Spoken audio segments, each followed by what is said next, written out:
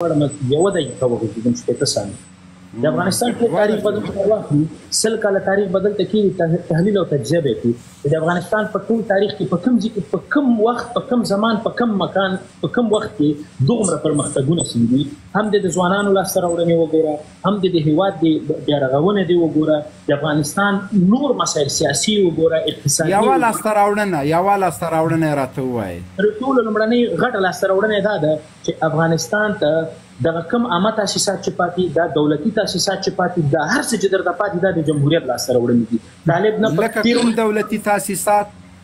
دولتي تاسیسات د طالبانو دا مشران چې د کوم وزارتونو په څوکیګانو کې ناشي دا خو درته د تیارونو چارته نه دي غورځولي دا خو د جمهوریت در پاتې دي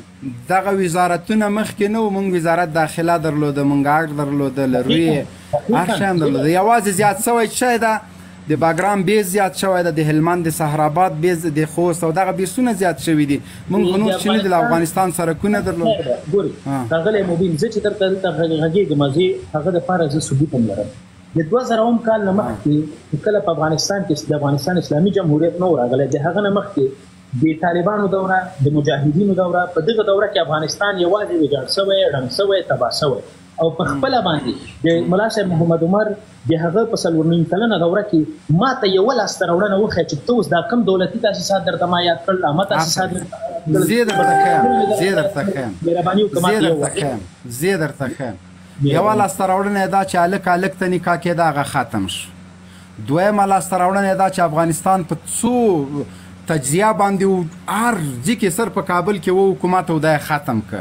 زورواکان ټول په پنجشیر ورننویسته افغانستان ته امن راوسته د الله په ذات قسم درته خورم چې د کابل قندهار او جلال آباد په لویې لارې کار روانو جوړوي صحیح شو طالب چې څه وکړل دا د کابل له پیغلو نه پوښتنه وکړه طالب چې څه وکړل دا د کابل له معلمانو د پانتون له استادانو نه پوښتنه وکړه اوس زه غواړم په دغه باندې بحث در سره وکړم موبایل صاحب غواړم ننګیل صاحب راوچته کار چې ننګیل ته میسیجونه کې خلک د طالبانو په څلور زه پاچا صاحب انټرنیټ کې مې مساله ده هیڅ څوک نه سم راوچتولی کنې کوشش کوم چې هغه هم راځي کم دام اوس حتی داسې چې زه له لایف ووځم داسې راته کوي نو ولاکه پوهېږم چې تر ارجې پورې ورسېدو الله دې خپل رحم وکړي مهرباني ګورئ دلته که چېرته ما ورته د طالبانو په لومړني حاکمیت باندې غږېږو دا یوازې مه وایه که نه چې د تجزیې بچ کړل له 7 حزبونو خلاص کړو دا 7 حزبونه هم لکه د طالبانو په څېر د جهاد په نامه راغلي ول او طالبان یې هم یوه ډله د همدغه مجاهدینو ودرېږه ملا صاحب محمد عمر خو د کوم اسمانه نه وکته شوی خو هغه هم مجاهد و د دې طالبانو سره د همدې روسانو په مقابل کې خود هم جهاد کړی ده خبرې باندې اوس غږېږي یوه ډله ورونه د طالبانو مکمل تمویل کې پرېښوده چې په افغانستان هغه د روسانو سره چې چا جهاد کړی د هغه موږ ته اتلان دي هغه اتلولي تاییدو وروسته خیانت نه تاییدو محمد نورم اتل و بیا مسعود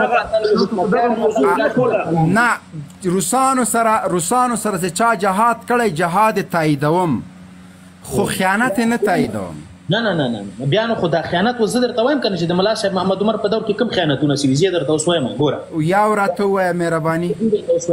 د ملا صاحب محمد عمر په دور کې په 4 کاله حاکمیت کې د انجونو پر مخ باندې ښوونځي بند وکړه